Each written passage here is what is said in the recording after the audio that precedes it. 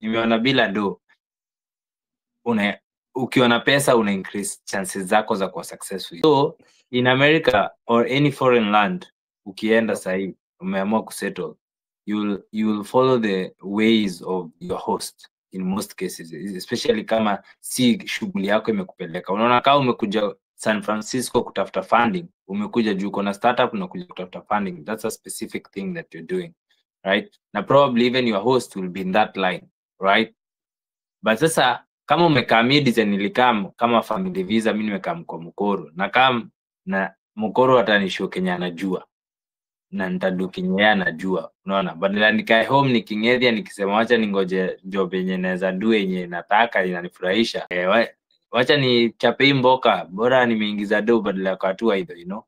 So yeah, na unaona nikiwa hapa I can still do my stuff kama hivyo, naweza niko na time naweza trade bro, naweza jimas kwa hii shughuli. Sasa niache nikam na ile mindset yenye ninafaa kuwa nayo kwa trading, because understand basically juu nimekuwa kwa the ups and downs za trade. Nimeona bila do